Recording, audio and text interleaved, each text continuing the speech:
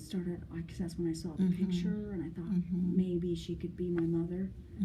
So it doesn't necessarily mean she started having those beliefs at that time. It's where she got the idea of reference at that But time. you know, it's always interesting when things like that start happening around So when did you teenage find years. out Biggie Smalls was your father? Oh, I just found this out when that man on my birth certificate died.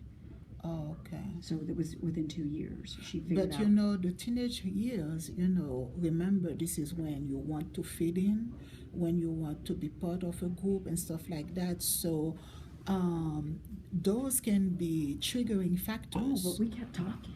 You know? Kept talking, and she kept getting more and more interesting. She had recently had this situation where she had gone to bed, and she was in bed, and she was almost asleep. She wasn't completely asleep, but she was like almost there, like, you know, when you're aware of things going on around you, but your body's asleep and you can't really do anything about it. And this man came in, and he took my pants off, and he raped me. Oh. And I woke up, and he had put my pants back on, and I started screaming for my boyfriend. It's like, did you put your pants back on? No, they were already back on. Did you know he put your pants back on? She goes, no, he raped me.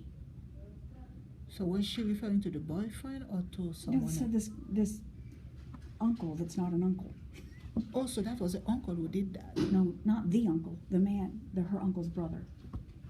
But was she Not her uncle. was she in her own reality, or was it something that happened? Exactly. So as she's talking about this, she goes, and my boyfriend come in, and I told him what's going on, and he was getting upset. So he went and he got that man, and that man was in bed asleep, and he was faking. That man, he just raped me. He goes, I don't know how you go to sleep so fast.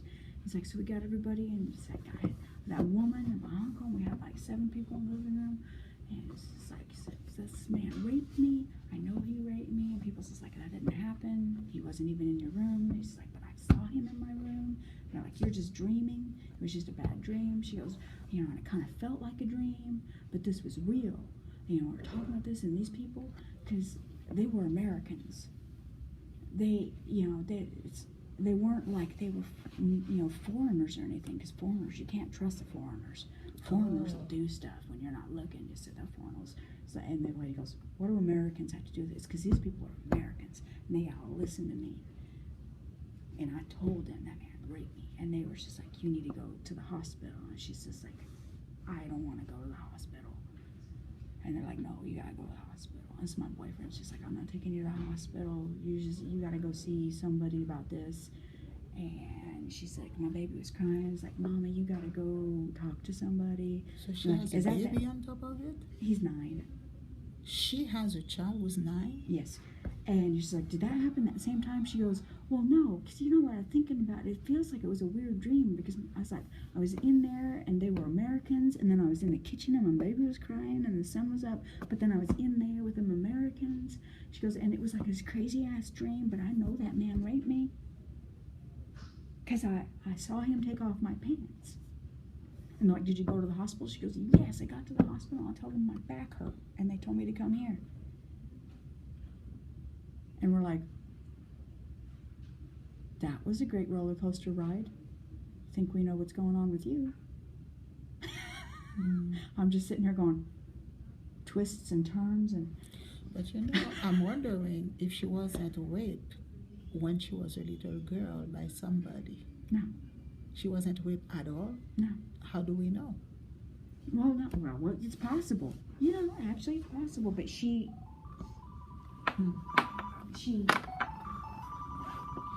knew. Because people don't just dissociate like that for no reason. Something happened. Because the back hurting, because if she was raped, and because she was on her back, so she may have decided No, she that, was sleeping on her stomach. He raped her in the butt. Oh, like it was anal sex? And she's like, did it hurt? She goes, no, I didn't really feel it because I was asleep. But what I'm trying to say is that maybe that, you know, she's identifying some kind of physical pain, so she can express the fact that, you know, she was abused at some point. But somehow, and then that in dissociation, her mind, this you know. whole incident, Mhm. the most important factor was the nationality of the people she was telling about it. Yeah. It wasn't the fact that she was raped, that there was a man in her room, that she went to the Yeah. hospital for a rape Because kit she where they thinks that, found you nothing. know, because she thinks that talking to Americans, she can be The heard. most important Yeah. thing in that whole Mhm. story that she So, shared mhm. was the nationality of the Yeah, people she because she needed to thinks that by talking to Americans, she can be heard. She can be validated by that. But the hospital found nothing, no evidence of any rape I whatsoever. know, but the thing is, there is something that she wants to be validated by, Right. about. What is it? We don't know yet. But she wants to feel validated. Yeah, That's why she's like her- talking about that. And then so we're like, thing. okay, tell us And about look your at that, all the childhood. people that she chose to be her parents. They are Her people childhood? from the entertainment industries. Well, they But, try. you They, know? something comes up in their mind, Mhm. and we know we have little thoughts in our head that are Mhm. just irrational, stupid little. And it's Mhm. like, brain. Oh wow, what did you do that Mhm. for, stupid brain? Is she on medication? Does she agree to take medication? She'd never been evaluated before. Ah, so that's her first This is time. her first evaluation. Okay. And so we're talking about your childhood. Tell us about your childhood. Well, when she Mhm. was in second grade, all the kids wanted her autograph. Mm. And so by the time she was in third grade, the girls were all jealous of her. She didn't really have any Mhm. friends. She grew up in the same school, graduated with the same class, and she Mhm. was always singled out, isolated, and picked on. Mhm. Precursor, pre-indicator to Mhm. schizophrenia. Mhm. You know, she was she's just like, I never really got along with the other kids. They didn't ever really get my imagination. Mhm. They didn't understand it. Yeah, because she was crazy.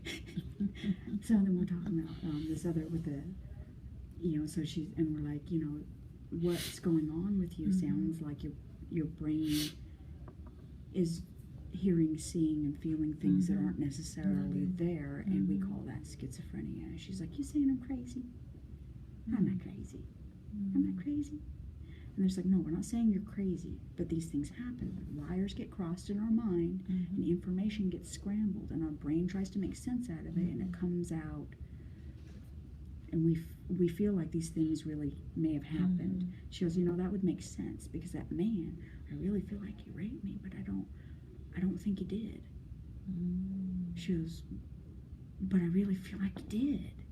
Yeah, I feel like it happened, but I don't. There's nothing telling me that it did Mhm. happen, but I feel like it did. She was like, I know I was raped, but I don't know. I was asleep. I don't know what happened. She may have been raped because, unfortunately, in the black community, and coming from Haiti as well, that can happen, that people will take advantage of you because they know that you are mentally Well, wait, unstable. she's and more then, from the you know- culture I'm from. She's more from that Yeah, but trailer park. I know, You know, but listen, bad Yeah, people it are happens. everywhere. It happens So there if too. somebody had some urges and wanted to But try here's- it out, she could so, have like, been how did taken this happen? advantage of. And And we're like, how sometimes did they this get happen? pregnant, they don't even know There who was is a the birthday father. party. There was a birthday party for her son. Mm-hmm. And when this went down, as we're asking more questions, what was actually going on, there was a birthday party for her son, and all the people that were there were relatives, but she couldn't quite put her finger on how they were related. Mm. And she kept saying and doing things, and her son got upset with her during the birthday party and Mhm. cried, Mama, would you please get help? Oh, so the son was saying that. And she's like, he always tells me that. Yeah, because she was in a bad state and She was didn't know that. delusional. Yeah. And she's just like, so Mhm. and it was like 7 Did she o'clock. try to harm the son? No. Oh, thank God. She's never been aggressive Okay. whatsoever. And she was just like, Okay. and she's just like, Because she's, some of them do. They Yeah. try to drown their And she children or goes- whatever. and she goes, so I left the party to go lay down because I was probably tired Mm. and grumpy. So I went to go lay down. It was like 7 o'clock at night, Mm. and everybody was still in the kitchen. Nobody left. Mm. Nobody left the kitchen. Only her. She went to go lay down, and within 5 Mhm. minutes, she was yelling for her boyfriend that a man raped her. Mm.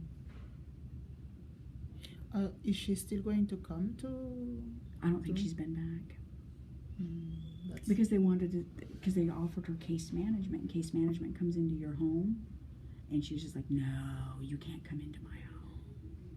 No, it's very.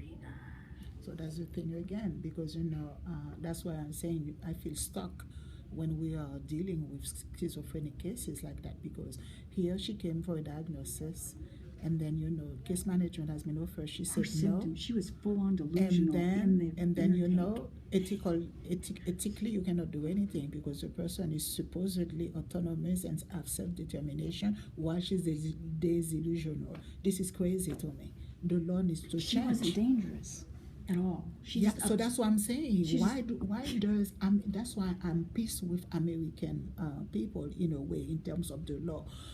People, they don't think about they always think about what's happening when something bad is there. Why cannot we It's cannot at do? 6:30. He's He ready.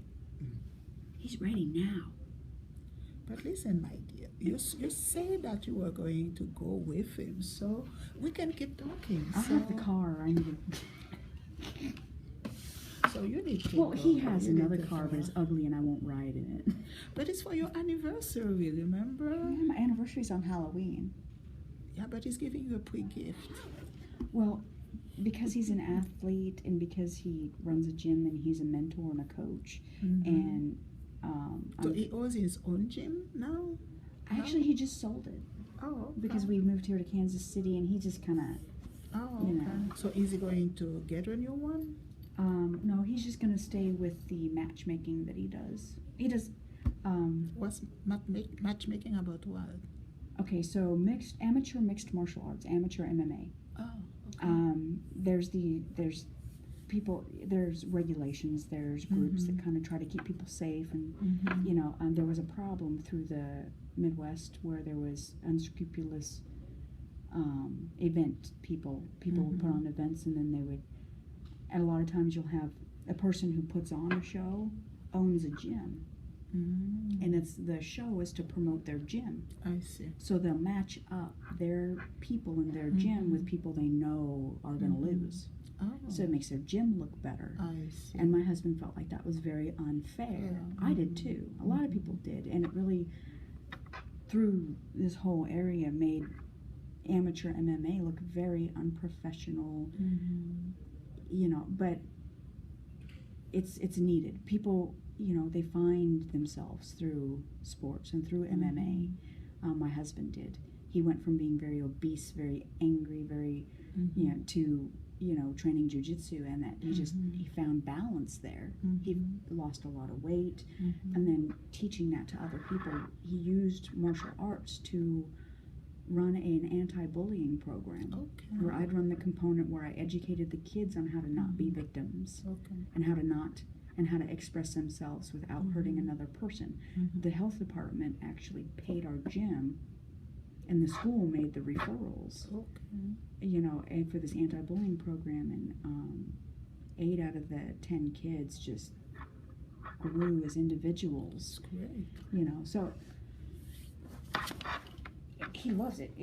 It's So he wants to keep doing it? and he's saved a lot of people doing it, and he's mentored a lot of people. This man that his cousin's cousin, his uncle married a lady, and then her brother's kid, so cousin's cousin. He was always in trouble, always getting in fights. Him and his brothers, that's how they fought. Because they fought all the time. That's how they solved everything, is they just beat each other up, and that's how they solve stuff. And now he's an adult, and he's in adult relationships, and he doesn't know how to solve problems. So he's resorting to fists and verbal altercations, and that's just not a good life. It might work when you're 8 or 9 years old on the playground. It doesn't work when you're in your 20s and trying to raise kids. Yeah. And he found, so he came to the gym, and but he'd always lose. So he tried getting into mixed martial arts, and he was getting into these events where the promoters were hurting people, for the sake of getting their team to look better. And he was getting hurt a lot. And a lot of people my husband knew were getting hurt by these unscrupulous group, promoters, and he's just like, this is bullcrap. This needs to be run better. So he has a friend down in Columbia that's from Northwest Missouri where we were living, and he's just like, I do promotion